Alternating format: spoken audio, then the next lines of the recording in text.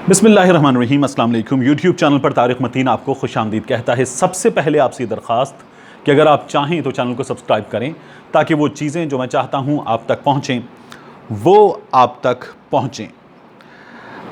गुज़श्ता जुमेरात को Lahore high court ने मासूम फूलों पर जो उरिया मवाद है, फहश मवाद है जिसमें उनका इस्तेमाल किया जाता है, उस पर काम करने वाले एक रैकेट के एक हिस्से को, एक मुजरिम को, एक रुकन को ज़मानत पर रिहा कर दिया। इसका नाम सादत अमीन है। ये एक ऐसी कहानी है जो बहुत तकलीफ दे है। ये पूरा एक बड़ा रैकेट, एक बड़ा गिरोह है। इस गिरोह के अरकान अमेरिका में हैं, इटली में हैं, स्वीडन में हैं, नॉर्वे में हैं, रूस में हैं, यूक्रेन में हैं, और ये सब मिलकर इस मज़मूम काम को अंजाम दे रहे थे। इनके अरकान मुख्तलिफ मुल्कों में गिरफ्तार भी हो चुके हैं। तो ये शख्स जो है ये गिरफ्तार हुआ था और इस शख्स को पाकिस्तान में सज़ा हो गई। जुडिशल मैजिस्ट्रेट ने इस शख्स को 7 साल की सज़ा दी। इसको 12 लाख रुपए का जुर्माना किया गया। 2017 में नॉर्वे के सिफारत खाने की शिकायत पर FIA ने यह कार्रवाई की। Prevention of electronic crime act 2016 के तहत ये गिरफ्तार हुआ और फिर इसी एक्ट के तहत 26 अप्रैल 2018 को जुडिशल मैजिस्ट्रेट ने 7 साल की इसको सज़ा दी। इससे पहले जब ये गिरफ्तार हुआ, ट्रायल चला, फिर इसने एतराफ़ भी किया। इस बारे में मैं आपको बताता हूँ।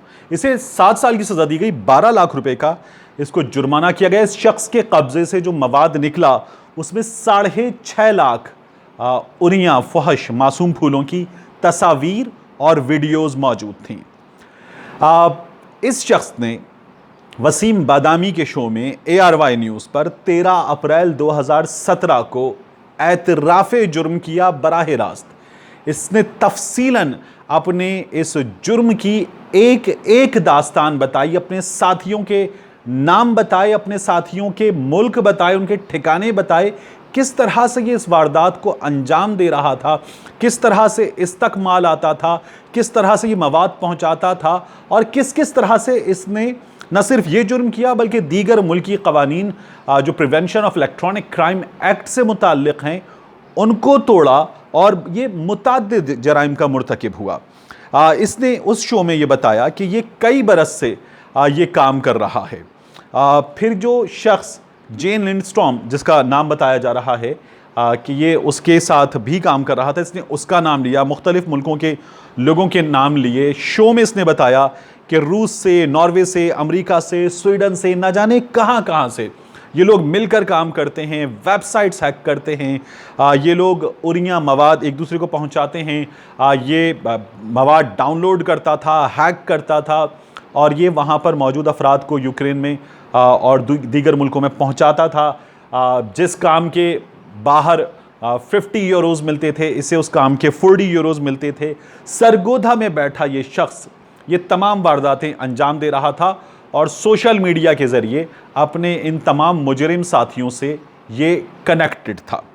इसलिए ये तमाम दास्तान, इससे सवाल हुए, मुख्तलिफ सवालात हुए, हथकड़ियों में लगा ये शख्स उस वीडियो में देखा जा सकता है। इसने अपने तमाम जराइम की दास्तान वहाँ शो में सुनाई, बताई, एतराफ़े जुर्म किया और फिर इसने जिन्होंने इसे गिरफ़्तार की, एजेंसी के लोगों ने, FIA ने, उनके लोगों ने किस तरह से गिरफ़्तार किया, ये तमाम दास्तान इसने सुना दी। और अब ये शख्स जो है इसे ज़मानत पर रिहाई मिल गई है। लाहौर हाई कोर्ट ने इस शख्स को ज़मानत पर रिहाई दे दी है। इसके वकील ने कहा है कि नॉर्वे में इसके साथी की गिरफ्तारी नहीं हुई है। FIA नॉर्वे में इसके साथी की गिरफ्तारी में नाकाम रहा है और पैसे जो इसको मिल रहे थे, जो इसका वीडियो में लाइव TV शो में एतराफ़ है, इसके वकील ने अदालत में ये साबित किया कि इसको मिलने वाले पैसे जो थे वो उरिया मवाद के एवज़ नहीं थे और इसे रिहाई मिल गई है। एक जानिब ये दास्तान है जो इस सादत अमीन की है, दूसरी जानिब जो मुख्तलिफ और कहानियाँ हैं, उन कहानियों को आप तक पहुँचाने से पहले और बताने से पहले इंतहाई तैश के आलम में और गुस्से के आलम में मुझे इस वक्त, वो जो आपने देखा बहुत सारे लोग जब सख्त गुस्से का इजहार करते हो, किसी चीज़ पर सवाल उठाते हैं, तो वो कई बार ख़ुद को, क्योंकि वो किसी अपने से बड़े शख्स को, सिस्टम को, किसी इदारे को कानून की खिलाफ वर्जी करते हुए या उनके हिफ्ज़े मरातब ये इजाज़त नहीं देते कि वो सामने वाले किसी शख्स के लिए दुश्मन तराजी करें, तो वो अपने आप को गाली दे देता है। मेरा दिल चाहता है कि मैं खुद को गाली दूं और पूछूं कि हम कौन हैं, हमें इस सिस्टम ने क्या समझा हुआ है, हमारे माथे पर, हमारी शक्लों पर क्या लिखा हुआ है। ये मैं क्यों कह रहा हूं? आप देखिए कि इस मुल्क में मज़ीद क्या होता है। 25 नवंबर 2016 को मुल्जिम मजहर फारूक, इस पर कसूर में एक शख्स को कत्ल करने का इल्ज़ाम था। 24 बरस बाद इसे इंसाफ मिला। अदालत में साबित हुआ कि इसने कत्ल नहीं किया था। जो पिस्टल निकला वो इस शख्स का नहीं था और इसे तब रिहाई मिली। ज़्यादा दूर क्यों जाएं? नकीबुल्लाह महसूद के वालिद मोहम्मद खान महसूद, जिनके बेटे को राव अनवार ने मारा और उनके बेटे को राव अनवार ने मारकर जिस तरह से राव अनवार ने फरार होने की कोशिश की, जिस तरह से राव अनवार अदालत में आया, जिस तरह से ये वाक़या हमारे सामने है, ताज़ा वाक़या है। मोहम्मद खान महसूद इंसाफ का इंतज़ार करते रहे, ये लड़ाई लड़ते रहे और उसके बाद इस दुनिया से मोहम्मद खान महसूद चले गए। मोहम्मद खान महसूद की मौत हो गई, इस केस में कम अज़ कम इंसाफ की मौत हो गई। फिर आप देखिए सितंबर 2016 जहलुम में ये मुल्जिम बरी हुआ। 19 साल ये शख्स जो है वो जेल में रहा। इसका नाम जमील है। इस पर कत्ल का इल्ज़ाम था और जब ये बरी हुआ, इसे हाई कोर्ट ने बरी किया, तो तब ये पता चला, जब इसकी बरियत की खबर गई जेल में, तो जो अफराद इस खबर को लेकर गए उन्हें ये पता चला कि इसे जेल से रिहाई नहीं मिल सकती, क्योंकि ज़िंदगी की कैद से इसे 2 बरस पहले रिहाई मिल चुकी थी। ये अपनी बेगुनाही की खबर और बेगुनाही साबित होने से पहले 2 बरस पहले इस दुनिया से जा चुका था, इसे मौत आ चुकी थी। आप देखिए मिस्टर जस्टिस आसिफ सईद खोसा साहब ने 6 अक्टूबर 2016 को 2 भाइयों को बरी किया। ये वाक़या जो है, ये वो वाक़या था जिसने पूरे मुल्क को चौंका कर रख दिया। ये 2 भाई थे, ग़ुलाम कादिर और ग़ुलाम सरवर, और इनका जो केस था वो चला। इस केस में कुछ अफराद के कत्ल का इल्ज़ाम था। इस इल्ज़ाम में इन्हें सज़ा हुई और लोअर कोर्ट से सज़ा के बाद ये हाई कोर्ट तक अपील में गए। हाई कोर्ट से इन्हें सज़ा हुई, इनकी सज़ा को बरकरार रखा गया और फिर उसके बाद ये केस सुप्रीम कोर्ट में चला। ये केस सुप्रीम कोर्ट में चला। ये भाई जो है ये अपना मुकदमा लड़ रहे थे और उसके बाद केस सुप्रीम कोर्ट में चल रहा था।